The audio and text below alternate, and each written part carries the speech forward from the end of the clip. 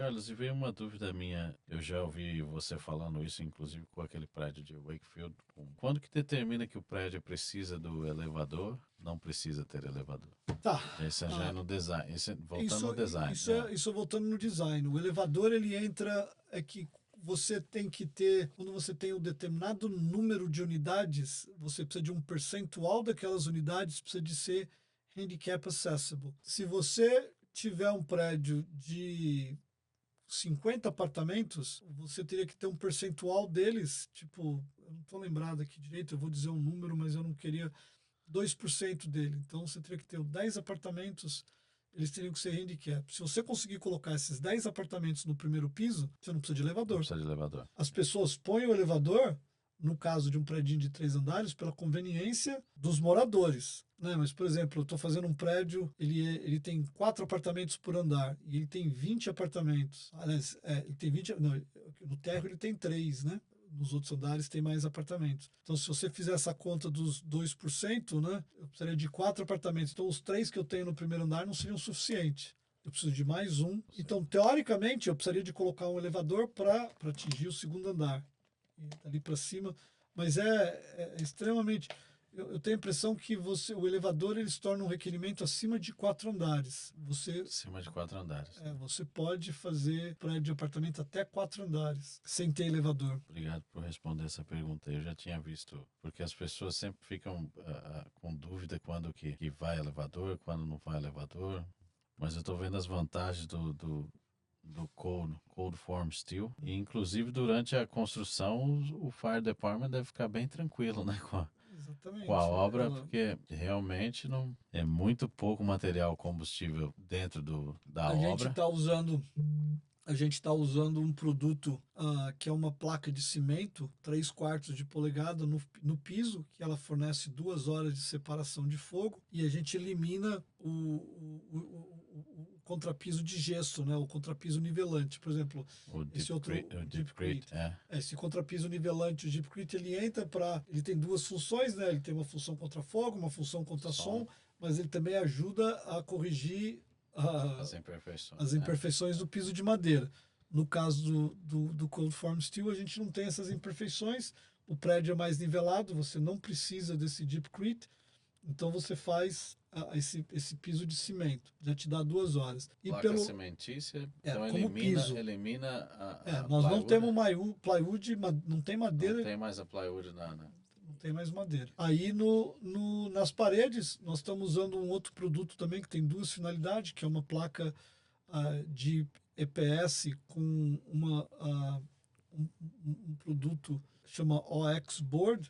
Ela tem 3 funções na realidade, né? Ela serve como o elemento de plywood, tem a mesma função do plywood, né? Ela tem a resistência de shear, amarrar. ela tem o insulation que você põe na parede, que isso hoje é uma necessidade do código de energia, você tem um ar velho naquele produto. E o Vapor Barrier também está. Então no momento que eu instalo essa placa, eu estou instalando 3 produtos com uma mão de obra só, né? Você põe um parafuso Já é outro benefício também. que resolve todas essas situações no prédio. Aí, para resolver, como o produto que a gente utiliza na maior parte das vezes quando você vai fazer um telhado, né, de 2 águas, é o shingle, e o shingle ele tem que ser pregado, o único lugar que você colocaria madeira seria no telhado, né, que aí você cobre com madeira e prega o shingle. Se você for fazer um flat roof, aí você usaria a mesma folha de cimento amianto, Cimentícia. coloca o insulation e cola a borracha. Então, no prédio de flat roof, a gente não teria esse problema. Ele estaria, ele Teria resolveria, menos madeira, não. ele não teria madeira Quase nenhuma. madeira nenhuma. A outra forma, mas aí é uma coisa de design, né? Para você eliminar a madeira no telhado, era de você colocar o SIP panel, né, que é a chapa de alumínio com insulation com outro alumínio, e você colocá-la por cima do telhado, aí você eliminaria completamente a madeira no projeto, No projeto no projeto de Light Gauge Steel. Light Gauge Steel. E o Light Gauge Steel, ele tem troca alguma coisa no hidráulico, Carlos? O tipo de pipe que tem que ser usado, o cobre pode encostar? Não, o que a pode ter gente, contato com... não, o que a gente tem feito, que é uma coisa, que é uma, a gente tem feito um projeto de complementar, e nós estamos colocando todos os canos, água, ar-condicionado, elétrica, no nosso projeto, para ter certeza de que não vai ter nenhum conflito com nenhuma das peças que nós estamos fabricando. E se precisar de fazer um ajuste, a gente faz isso antes dela chegar na obra. Então, a hora que isso já vai com o nosso projeto, no momento que a gente dá um pacote para o cliente, ele já recebe esse daqui, ó, seu cano de esgoto ele tem que descer aqui, ele tem o lugar preciso, já com furo, aguardando para ele descer e nós já fazemos toda essa compatibilização, né, que a gente chama de compatibilização, para que não haja problema do... Então você vai share isso com o cara do ar-condicionado, você vai share isso com o eletricista, você vai share isso com o cara do sprinkler, você vai share com todos os profissionais para que eles saibam onde passa cada um dos canos. Às vezes isso que impede um pouco as pessoas de tirar. É muito fácil na cabeça deles eles quererem Você colocar, cortar e já furar na madeira, porque tem cortar todas onde as que eles querem, né? ferramentas, cortar onde eles querem. E eu creio que é mais fácil você estudar o diagrama e ver onde que vai cada coisa e passar no lugar certo, né? Exatamente. Se tiver algum conflito, não pode ser perfurado, né? Facilmente. Porque ele perde a Você, resistência, né? você tem que, a gente tem que ser planejado aonde você vai fazer o furo para que você não tenha esse problema de perda de resistência do material. Então, por isso que a gente faz todo esse ensaio antes de você executar. Então, a gente faz toda essa checagem, né, antes de chegar na fabricação. Está tudo funcionando, os canos vão passar.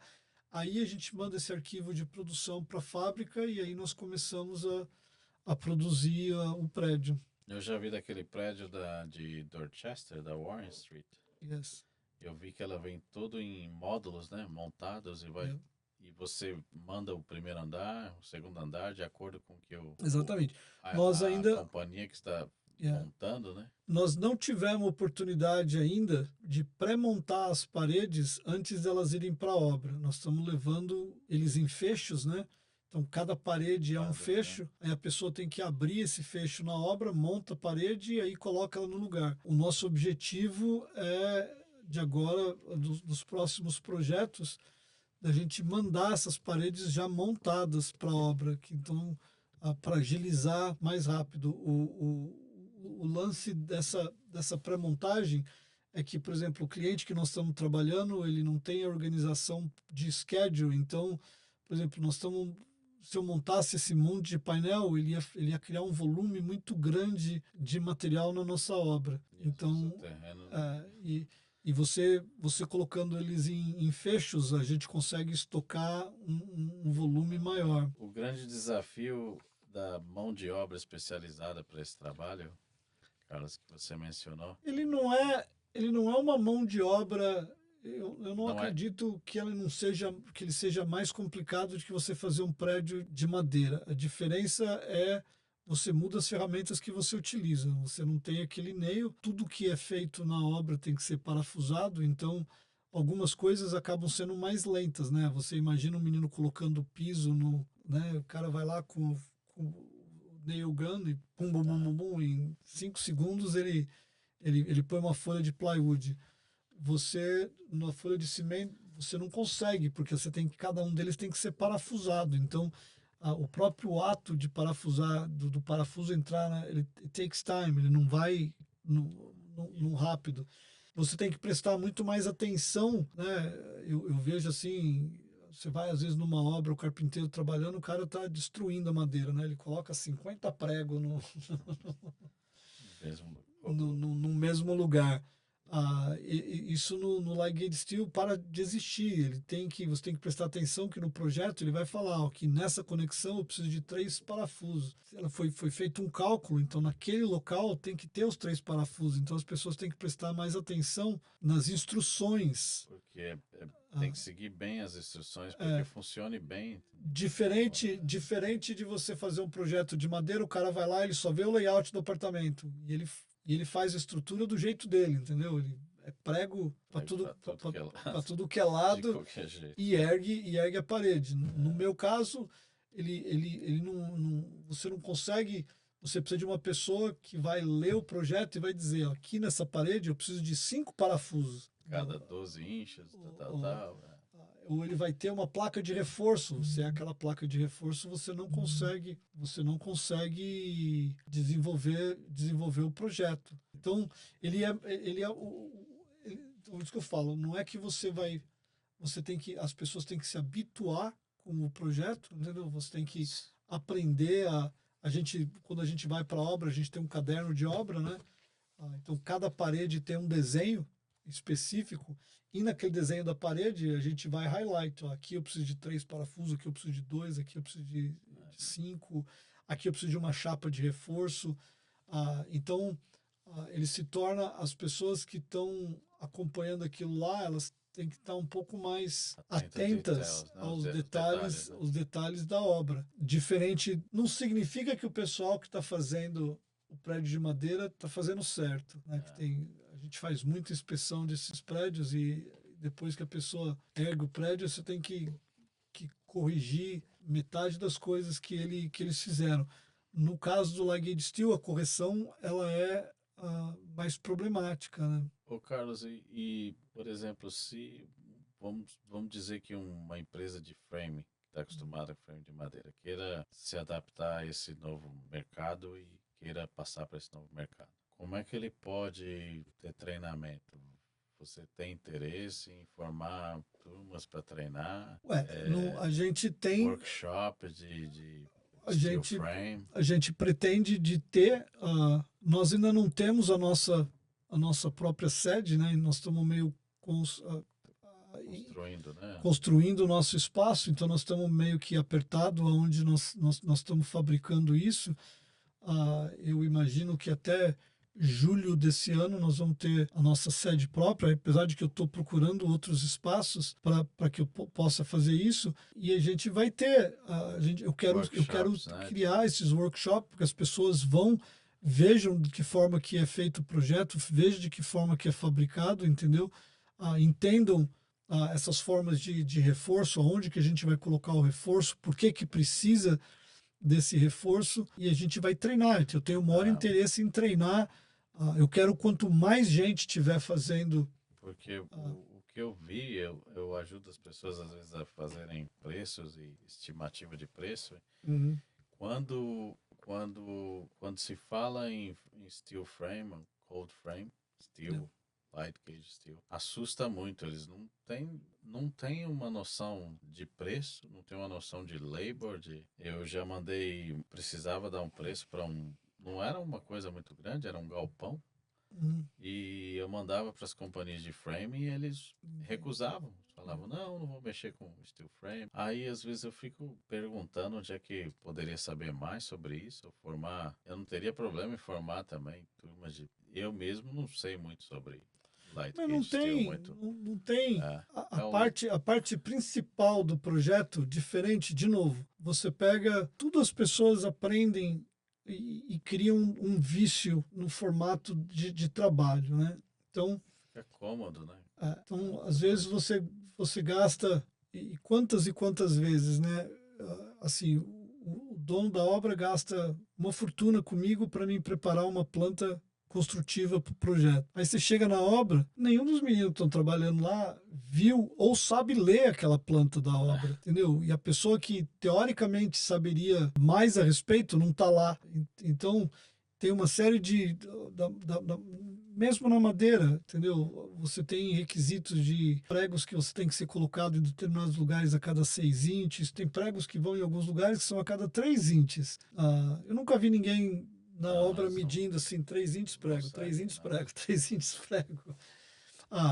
Então, e aí você volta, as pessoas não levam isso em consideração, né? Você volta lá na obra e fala, ó, que essa parede está errada, tem que colocar mais prego, tem Tá faltando isso. No caso do Cold Form Steel, no momento em que você for fazer o projeto, esse caderno de obra, ele é extremamente importante e ele tem que estar com as pessoas que estão erguendo as paredes. Porque num prédio muito grande, que são muitas coisas, é muito difícil você voltar para trás para ir colocar um prego, um parafuso numa parede. Então, o ideal é, né, e esse caderno, um prédio tem 500 paredes, então esse caderno de construção ele vai ter 500 folhas. Cada folha ela é dedicada a uma parede. Com todas as instruções, Com né? todas as instruções. Então, Então, às vezes, é você não pode ir para a parede 2 antes de terminar a parede 1. mais fácil do que ler a planta, porque está em forma de escrita de instrução. Né? Yes. Aqui eu preciso, ele vai estar apontado. Aqui nesse lugar eu preciso, entendeu? Ou é uma viga, ou é uma coluna, ou é algum tipo de reforço que eu vou ter que ter num determinado lugar que vai estar listado lá. E na hora que você está montando é a hora que você deveria. Aí você ergue a estrutura, entendeu? Então você coloca um painel contra o outro, quer dizer, ali naquele lugar você precisa de costurar aquela parede, então existe um outro tipo de parafuso que você coloca ali para juntar uma parede na outra. Isso que eu ia perguntar agora, cara. Os parafusos depois para drywall, para segurar, eles têm que ser especificados pela. Não, o parafuso Pela de drywall é a manufacturer. mesma coisa, só que tudo é com cabeça, como é que chama? Self-drilling. Self-drilling, Já tudo tem é um- já tem self-drilling nails, screws, né?